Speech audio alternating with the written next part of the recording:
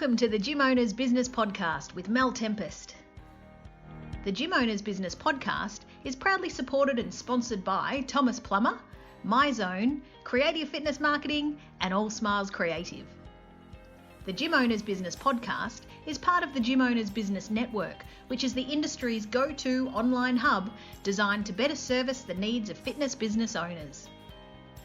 The Gym Owners Business Network is currently finalising foundation memberships, so if you're a fitness business that would like to gain valuable and extensive exposure to the Australian and global fitness industries, then head to gymownersbusinessnetwork.net to find out more. Well, good afternoon. It's Mel Tempest from the Gym Owners Business Podcast and Network. And today I'm speaking to very well-known fitness identity here in Australia, and that is Meghan Jarvis from BUZVIL. How are you this afternoon, Meghan? Hi, Mel. Thank you so much. I'm very well, and thank you for such a great introduction. Always welcome. Appreciate it. I'm really excited. Obviously, you and I chatted on our podcast last week, our Women's Fitness Business Podcast, and here we are today on the Gym Owners Business Podcast, and we're going to be speaking about BUZVIL. So please tell me, what is BUZVIL? Thank you. Firstly, BUZVIL has been something that I was creating in my mind probably for 5 years before we actually started looking at implementing it. So it's really exciting that it's out there and we're achieving what we set out to do. So what BUZVIL does and what BUZVIL is a health and fitness app that allows customers to find gyms, studios, and other health and wellness professionals at the touch of a button based on their location and time, with no lock-in contract. So they can pay as they go and try out different studios, try out different classes, and see what the right fit is for them, and really allow them to get a diverse amount of professionals in their scope before they decide on where they want to stay and actually go to that fitness class or studio. So is it correct that you've got like over 500 studios involved? Yeah, so thus far we've got over 500 studio partners or health and fitness and wellness professionals on our platform. So if you are hearing this and you are a health and wellness professional, we're always looking for new partners. And what we really look to do to assist our partners is get them new customers. It's free to be on the platform, and it allows them to get seen at a whole new population. So we really target people that are, well-traveled. So we're actually in five countries right now, including across Australia. So it enables you to travel, keep up your fitness, and it's really exciting that we've been able to bring on such great partnerships thus far in our journey.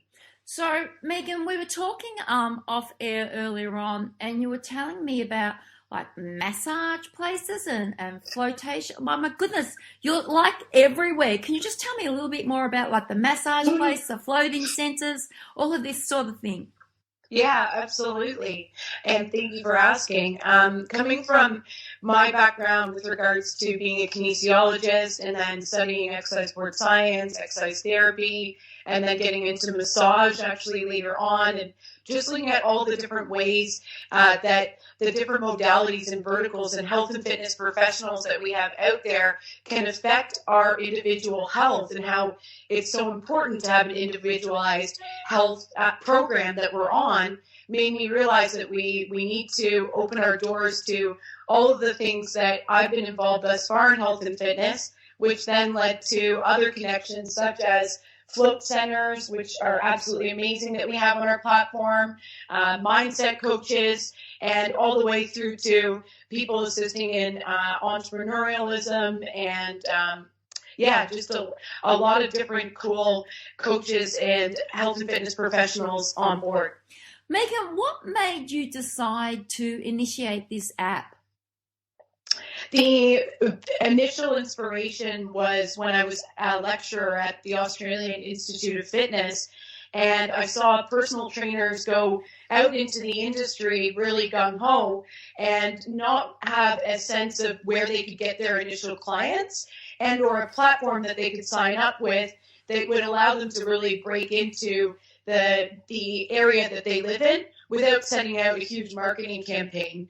And from there, it led into questions that I was asking my students and learning more and more about the partnerships that we had at AIF that were out in the industry, which they had over 150 partners in Queensland of all different health and fitness studios.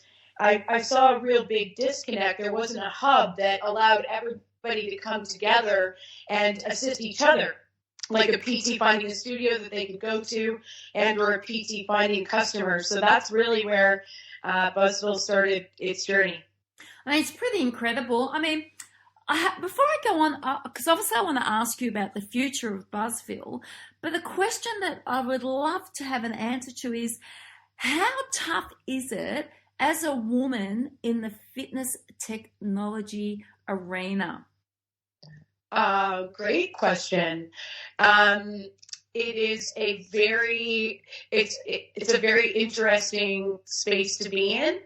It's like at first you feel very alone, and it's I guess the ability to connect with people in tech and fitness and women in particular that were doing maybe code or learning different types of ways to build sites or Facebook management were few and far between when I first started this journey.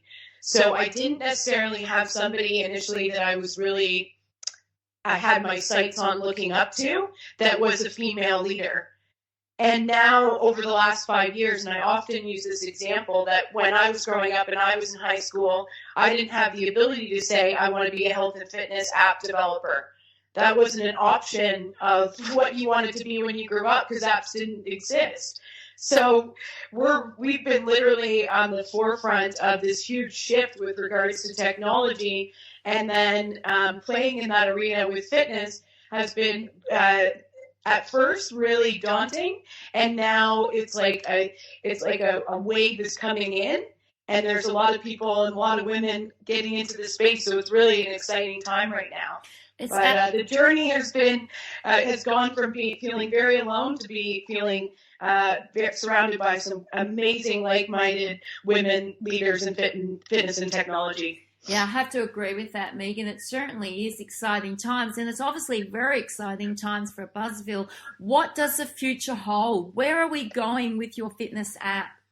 Yes, thank you. Well, the most exciting thing that we're looking at doing right now is partnering with a telehealth platform that will enable allied health professionals and general practitioners to actually start really tapping into not just the Medicare availability to look at preventative health, which would include personal trainers potentially going on to Medicare and assisting in preventative health and wellness in its entirety. So it's really, really exciting that we could actually bridge two different things at the moment when it comes to our GPs and allied health professionals with our health and fitness and nutrition and dietitian professionals. So we see it as an all-encompassing result that allows a consumer to really have an individualized and personalized health program moving forward at the touch of their fingertips. So it should be really exciting. We're looking forward to the future. How important do you think it is to get everybody to collaborate together in order to help issues such as obesity and disease happening in such, young people? I mean, how important is it that we get together as an industry and work better on a collaborative level? I was just speaking on this at the first Australian obesity meeting that was just held in Brisbane last weekend, actually. And it was a collaborative effort of a lot of different health professionals coming together. And the number one takeaway was the importance of meetings that brought and connected GPs, nurses, kinesiologists, exercise sport scientists, personal trainers, dietitians, nutritionists, all in one room to discuss where the sticking points were of our customers and how we can really assist them on a national level that could roll out for preventative health across Australia. So I think, as a collaborative that I just witnessed, it is the number one thing that we need to do right now when it comes to preventative health for obesity, type 2 diabetes, and heart disease. Yeah, I sort of feel that the reason we're not working together in a collaborative manner at the moment, and there are some fields that do work with the fitness industry, but I feel that the reason we're not working together is because some professions fear other professions.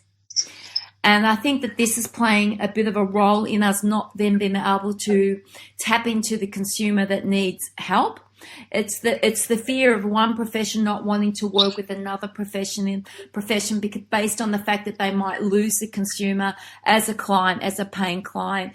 Would you agree with that? Yes, definitely. And there's a lot of money being at play right now. So it's got a lot to do with politics and pharmacies, pharmaceutical money, and there's a lot of reasons behind the scene why preventative health has been put on the back burner. So, that was an open discussion between these different health professionals, which was quite interesting to hear the different sides and the different takes of what everyone thought was the main resistor or why we're being so resistant to change. And losing money is number one. And then the next one after that is the time. So I don't have enough time and I don't want to spend time on doing something for a customer or a client that I'm not getting paid to do, which would be referring to a personal trainer, for example. So that was another sticking point. Which is unfortunate. And then lastly, I guess, which was great to have some psychologists there because they kind of broke into the mindset of why this is truly happening, is that they didn't feel comfortable referring to other professions because they weren't as upskilled and or they didn't know how to actually discuss those other professionals, and they felt, weak to actually refer them, which was interesting. Yeah, it was a fear. Yeah. I agree with that, Megan. I have often heard, trainers, when they're talking, they feel inferior to other professions. Do you see BUZVIL? Do you see BUZVIL being a solution to this problem? I foresee BUZVIL being part of the solution to the problem, 100%. Yeah. It being integrated into a telehealth platform. So it'll be a collaboration effort on the tech side as well. So in saying all of that, Megan, how long do you think will it take to get your platform to a place where you're going to have a really strong impact on creating change? Great question. I believe we are already in the process of creating change just by showing that a platform can bring a lot of our health and fitness professionals that were disconnected together. And it's allowing us to partner at a serious level with the Medicare providers. So without having all the work that we've already done, we wouldn't be able to attempt to start creating the change. So I think we're already at the point that we're creating a ripple effect because other people are now speaking about how this could be possible. And again, we're in discussions with the Queensland government as well as Queensland Health with how we can really roll this out and assist personal trainers on becoming part of the Medicare package and be actually rolled out across the country as well. So in its entirety, I think it's going to be an ongoing process for, it will always be growing and developing it, but I think we're already starting to create change and a ripple effect by bringing everyone together. And you're a catalyst for the same thing. So in what you're doing and building all of the different communities within the fitness world right now, Mel, it's really creating a huge ripple effect. And as you were mentioning earlier, I think we're at the beginning of a huge wave of amazing women in fitness and health stepping up to a new level. Yeah, I mean, well, thank you for that. And look, I feel that the industry, it's not undergoing change, it has changed. We respect, we respect those that, that have been in the industry for 10, 20, 30, 40 years. But the industry is ready for change, and we don't have any other choice but to move forward. Equipment is changing, technology is changing, the demographic of who works out in the club is changing, marketing is changing. And therefore, with all of that change, obviously, I think we need to push forward and to put new people like yourself in the spotlight. Meghan, I have to ask you, there's going to be obviously a lot of professionals that are going to want to get in touch with you and get involved with you in BUZVIL. How is the best way to do that? Yeah, great. Thank you for asking, Mel, and that would be fantastic. We are on all major social media channels, and we can be contacted through www.buzvil.com, and whatever you feel comfortable, Facebook, Instagram, reach out, message us. We'd love to assist you in getting out there to our customers. Sounds fantastic. Today I spoke to Meghan from BUZVIL, and her app is more than a fitness app. It's a community network tool that's going to change the industry on a very large scale. Meghan, I believe you're heading off to Canada to speak at CanFit Pro.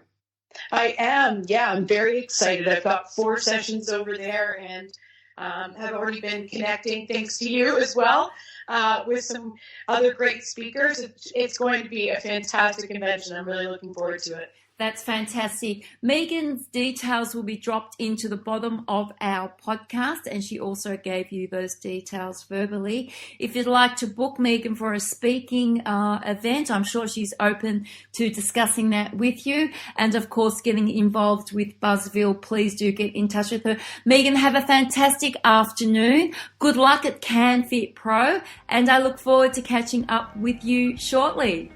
Thank you so much, Mel, and thank you again for this opportunity, and keep doing what you're doing. It's inspiring and it's always uplifting, so I really appreciate it. You're very welcome. Thanks, Meghan. Thanks, Mel. Have a great day. You too. Take care. Bye.